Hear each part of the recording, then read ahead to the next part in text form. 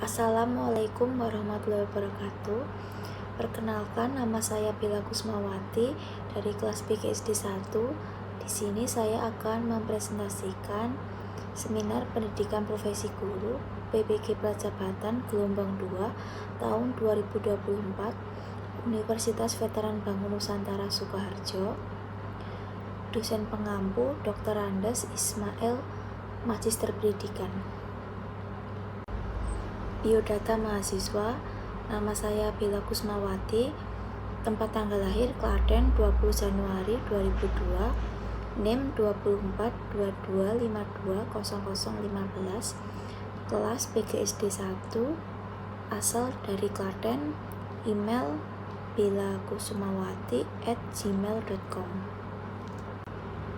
Hal-hal yang akan saya bahas pada seminar pendidikan profesi guru kali ini yaitu diantaranya yang pertama ada identifikasi diri, yang kedua pengalaman belajar, yang ketiga pembelajaran bermakna, yang keempat desain inovasi pembelajaran, yang kelima refleksi pengalaman selama mengikuti PPG, dan yang keenam rencana tindak lanjut. Yang pertama, identifikasi diri.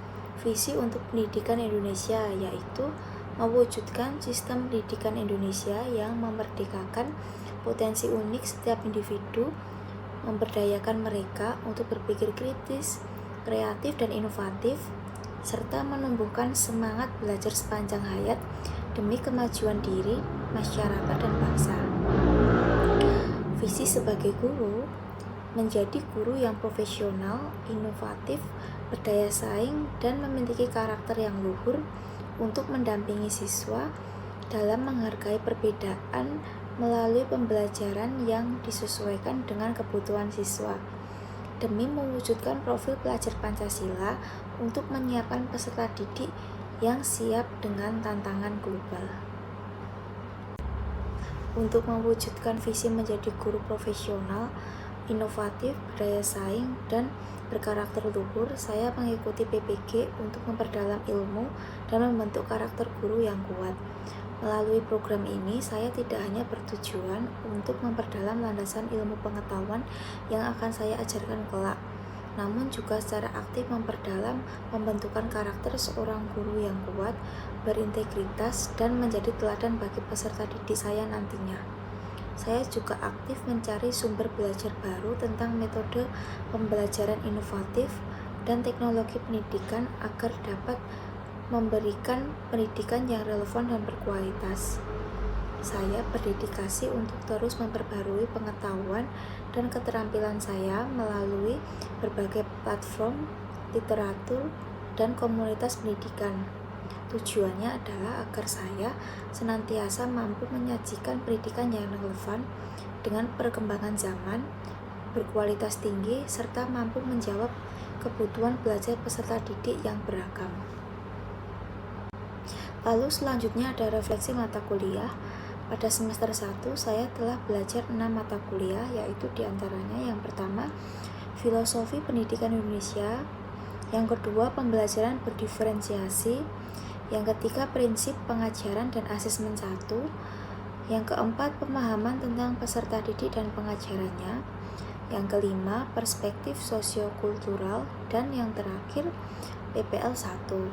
Sedangkan pada semester 2 saya telah belajar 6 mata kuliah, yaitu diantaranya yang pertama pembelajaran sosial emosional, yang kedua computational thinking, yang ketiga prinsip pengajaran dan asesmen 2, yang keempat proyek kepemimpinan, yang kelima seminar pendidikan profesi guru, dan yang terakhir PPL 2. Selanjutnya ada pembelajaran bermakna. Setelah melakukan refleksi pada semua mata kuliah yang telah saya pelajari pada semester 1 dan 2 pada perkuliahan program profesi guru, terdapat banyak hal baru yang saya peroleh secara pengetahuan maupun pengalaman bermakna. Adapun pengalaman belajar yang paling bermakna menurut saya yaitu pada mata kuliah prinsip pengajaran dan asesmen 2. Pada mata kuliah Prinsip Pengajaran dan Asesmen 2, terdapat 3 topik pembelajaran, yaitu pada topik 1, membahas tentang pemahaman karakter peserta didik melalui asesmen awal. Yang kedua, membahas tentang pendekatan teaching at the right level pada perencanaan pengajaran dan asesmen. Lalu pada topik 3 membahas tentang pendekatan culturally responsive teaching pada perencanaan pengajaran dan asesmen. Topik yang akan saya bahas yaitu topik 2 mengenai pendekatan teaching at the right level pada perencanaan pengajaran dan asesmen.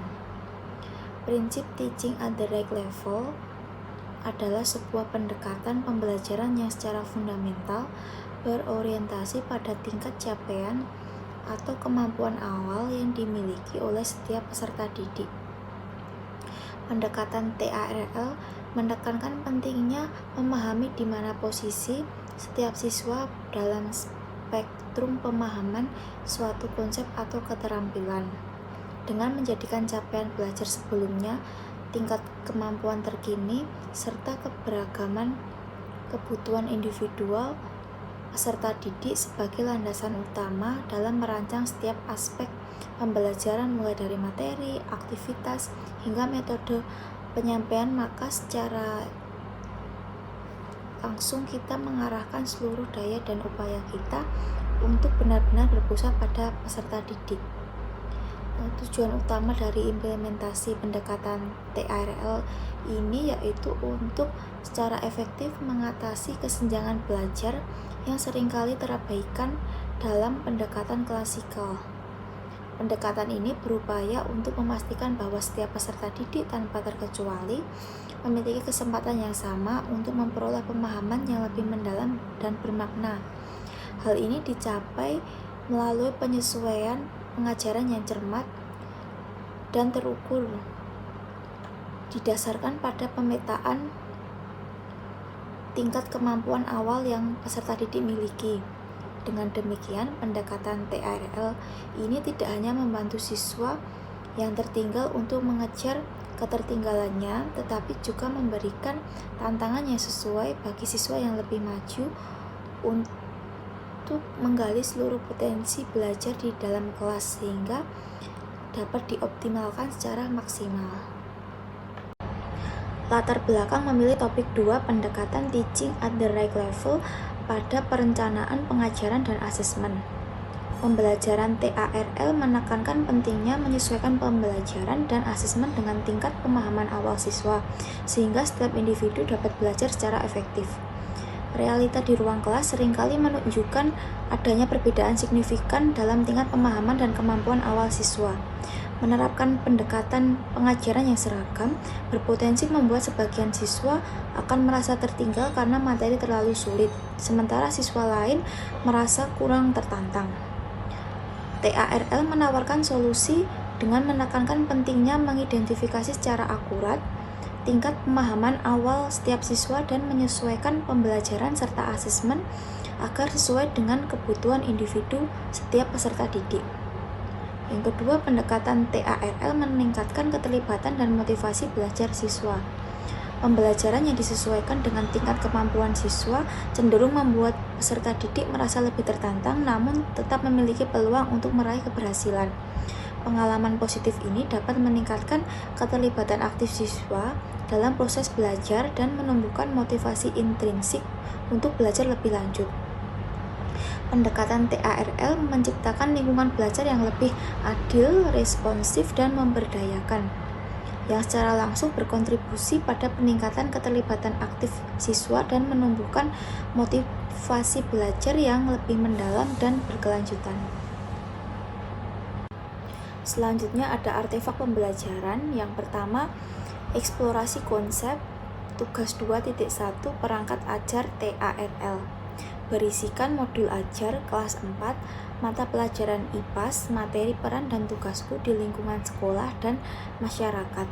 Pada modul ini menerapkan pendekatan TARL dalam pembelajarannya. Yang kedua, ruang kolaborasi, tugas 2.2 Proyek pengajaran dan asesmen menggunakan TARL. Berisikan video pembelajaran mengenai penerapan modul ajar kelas 4 mata pelajaran IPAS, materi peran dan tugasku di lingkungan sekolah dan masyarakat. Pada pelajaran ini menerapkan pendekatan TARL sehingga siswa dibagi kelompoknya sesuai kemampuan awal hasil tes diagnostiknya. Selanjutnya ada desain inovasi pembelajaran. Yang pertama, lembar asesmen diagnostik kognitif peserta didik. Pada asesmen diagnostik kognitif ini berisi soal isian singkat mengenai materi sesuai modul ajar. Dan asesmen ini diberikan sebelum proses pembelajaran dilakukan. Yang kedua, modul ajar dengan pendekatan TARL. Modul ajar ini menggunakan pendekatan TARL dalam pembelajarannya, sehingga kelompok belajar siswa dan LKPD-nya disesuaikan dengan hasil asesmen diagnostiknya. Yang ketiga, menggunakan word wall sebagai media interaktif dalam pembelajaran. Yang keempat, LKPD atau lembar kerja peserta didik. LKPD yang diberikan secara berkelompok ini disesuaikan dengan hasil asesmen diagnostiknya. LKPD akan dibagi menjadi 3 kelompok, yaitu kelompok mahir, kelompok sedang, dan kelompok kurang mahir. Dalam menggunakan word wall sebagai media interaktif dalam pembelajaran, siswa bisa memilih nomor soal sesuai keinginannya dan hasil kerjanya bisa dilihat setelah selesai mengerjakan kuis. Kuis nantinya berisi 10 soal mengenai materi peran dan tugasku di lingkungan sekolah dan masyarakat. Beragam jenis permainan dan aktivitas di word wall secara tidak langsung melatih berbagai kemampuan kognitif siswa seperti logika berpikir, daya ingat, kemampuan memecahkan masalah, dan kecepatan berpikir. Selanjutnya ada artikel Jurnal Pendidikan mengenai pendekatan TARL yang berjudul Peningkatan Kemampuan Mengkonversi Satuan Panjang Siswa kelas 3 Sekolah Dasar Negeri Bulakrejo 3 melalui model pembelajaran TARL dengan tabel konversi dan word wall. Selanjutnya ada alasan pemilihan artefak. Yang pertama, sebagai bahan pertimbangan untuk meninjau kembali dan menilai efektivitas modul pembelajaran serta cara penilaian yang sudah dibuat. Pada poin pertama ini menekankan analisis menyeluruh terhadap modul pembelajaran dan metode penilaian yang ada. Tujuannya adalah untuk mengidentifikasi kekuatan dan kelemahan serta menentukan apakah keduanya telah mencapai tujuan pembelajaran yang diharapkan secara efektif.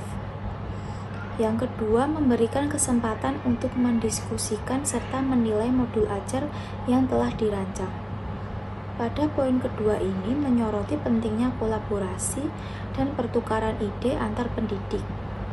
Memberikan kesempatan untuk mendiskusikan dan menilai modul ajar yang dirancang sehingga memungkinkan adanya perspektif yang beragam dan identifikasi potensi perbaikan melalui umpan balik yang konstruktif. Yang ketiga, menelaah modul ajar yang telah disusun sesuai dengan pendekatan teaching at the right level.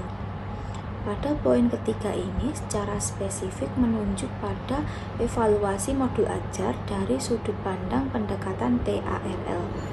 Hal ini berarti memeriksa apakah modul tersebut secara nyata memperhatikan tingkat capaian dan kemampuan awal yang dimiliki peserta didik, serta bagaimana perencanaan pengajaran dan asesmen di dalamnya disesuaikan dengan kebutuhan individual setiap peserta didik.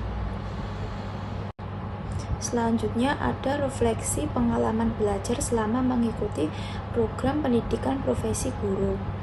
Setelah merefleksikan pengalaman belajar di mata kuliah seminar PPG, saya menyimpulkan bahwa arah pendidikan di Indonesia sebaiknya bertransformasi menjadi pendekatan yang mengutamakan siswa, bersifat menyeluruh, dan berakar kuat pada nilai-nilai kebangsaan.